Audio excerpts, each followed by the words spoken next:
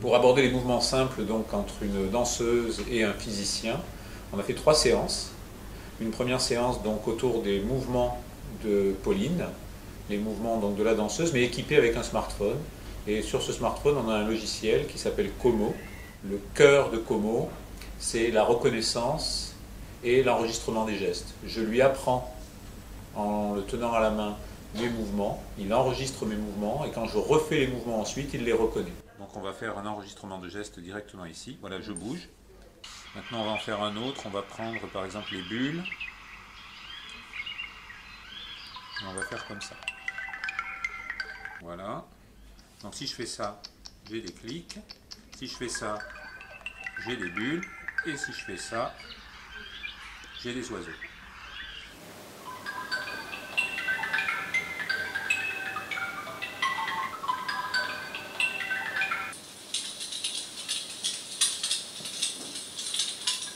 Et maintenant, on refait l'autre comme ça.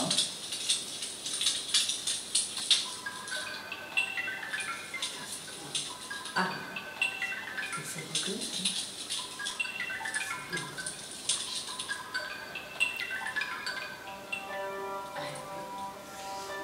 Alors maintenant, Antoine, tu prends s'il te plaît, excuse-moi, j'aurais pas dû te faire comme ça. Tu prends le smartphone de Pauline et tu refais les 3 gestes. Presque. Donc si vous prenez Como sur votre Android et que vous allez sur le projet Pauline et que vous vous mettez en player, pas en designer, alors vous aurez accès aux mêmes choses et on va pouvoir le faire tous ensemble.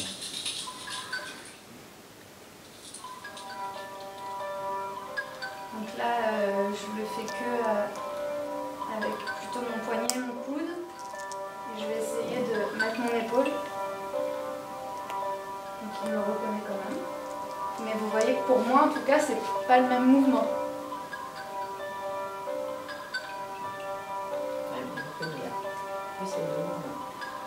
Pour lui, c'est le même. Ça veut dire que l'amplitude ne l'intéresse pas. L'amplitude ne l'intéresse pas. Est-ce que la hauteur, si je le fais là, ça...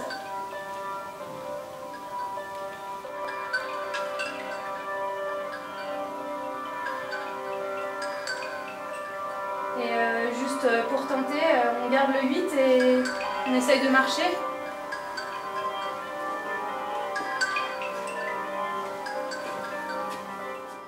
Les 3 élèves qui bougeaient, qui dansaient avec Pauline, étaient équipés avec chacun un smartphone sur lequel Como était en train de tourner. Donc ils ont appris chacun les gestes que Pauline avait proposés. Dans ces 3 mouvements, on reconnaît ces 3 aspects. Les mouvements en ligne droite, par exemple à l'horizontale, les mouvements en ligne droite verticaux, et les mouvements dans lesquels on a de la courbure, donc des mouvements qui sont plus proches des cercles et des mouvements circulaires.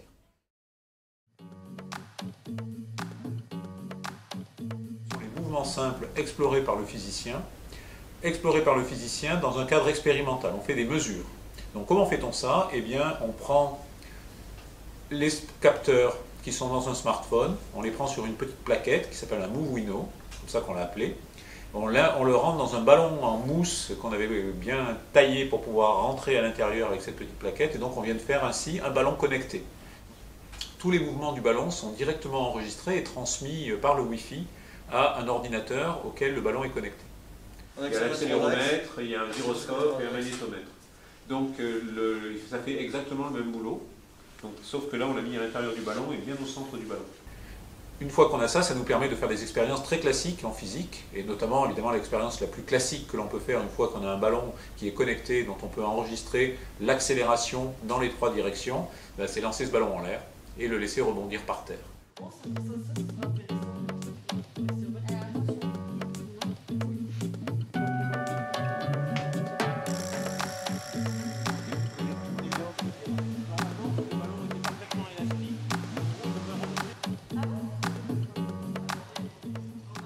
Alors, prêt? J'enregistre. 1, 2. Mais il y en a un très grand et après... Et on voit très bien sur l'accéléromètre que dès que le ballon a été lancé, qu'il n'est plus soumis qu'au poids, eh bien l'accéléromètre nous envoie les données qui sont caractéristiques de la chute libre. L'effet Thomas Pesquet, on pourrait dire, c'est-à-dire que dès que le ballon a quitté les mains et qu'il est en l'air, eh bien il est en chute libre, qu'il n'est plus soumis qu'au poids. On passe de 6600. Et là, c'est là où il a rebondi? Enfin, ça, c'est le premier rebond, et après, ça, c'est le deuxième. Donc, ça veut dire que là, il reste en gros en l'air pendant 1 seconde. Et on a pu aussi, en faisant des passes d'un élève à l'autre, voir qu'on suit extrêmement bien sur les données les instants exacts au cours desquels le ballon est en l'air et à quel moment il est dans la main. C'était encore une étude de la chute libre. Donc, le thème dominant, c'est l'étude du ballon en chute libre, quand on le laisse tomber du haut de la passerelle, quand on se fait des passes, et comment on peut faire de la physique à partir de ça, et se relier au traitement, par un traitement quantitatif des données, venir jusqu'à l'exploitation et comparer avec h égale 1/2 de gt carré. Nous sommes dans de la physique pure et dure.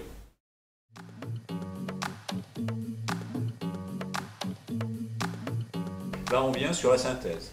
Donc la synthèse, c'est de se dire, mais on va faire de la physique avec les mouvements de la main. On va faire 2 expériences de science en se focalisant sur les mouvements les plus simples. Et donc les mouvements les plus simples, c'est, je fais ça, aller-retour, la ligne droite, l'aller-retour. Il y a déjà beaucoup, hein, puisque je suis à l'arrêt, je démarre, je m'arrête, je repars dans l'autre sens et je m'arrête. Voilà, c'est très bien. Donc je fais des accélérations de 5 mètres par seconde au carré, au maximum. Et je freine à 5 mètres par seconde au carré. Donc j'accélère comme je freine. Mais pourtant on dirait que c'est à peu près la même valeur.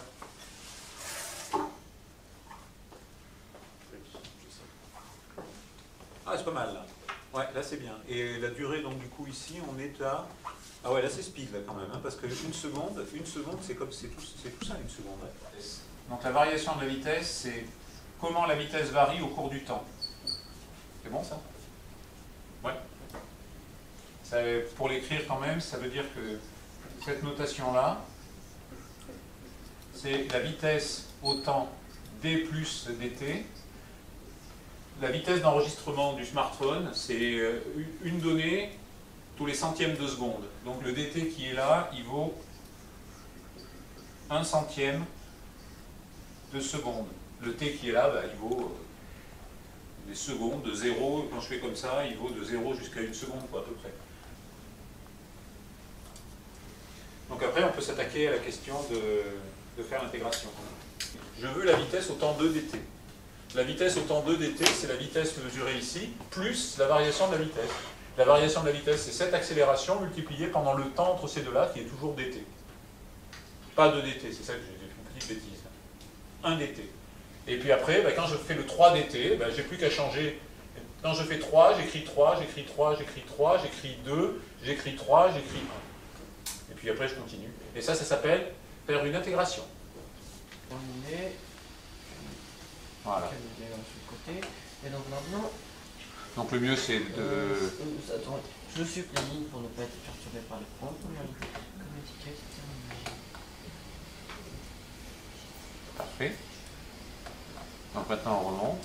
C'est ce que font les smartphones dans la vie courante. Ils sont en train en permanence d'enregistrer ces données et de traiter de nos mouvements et de nos gestes par des logiciels qui sont plus sophistiqués que ce qu'on a pu faire au cours de ces sessions, mais fondamentalement, le principe est le même, et c'est pour ça que nous avons travaillé sur cette notion de mouvements les plus simples possibles, les plus élémentaires, pour se ramener aux situations les plus faciles à comprendre et à exploiter, tant dans notre mouvement personnel, dans le contrôle de ce mouvement, que dans l'enregistrement et l'analyse des données pour ensuite faire de la physique avec, et notamment passer par exemple de l'accélération à la vitesse au cours du temps et au déplacement au cours du temps, ce qui est ce que l'on fait fin de lycée, début d'enseignement supérieur, qui est donc la mécanique et l'analyse du mouvement, l'analyse quantitative à partir de données mesurées.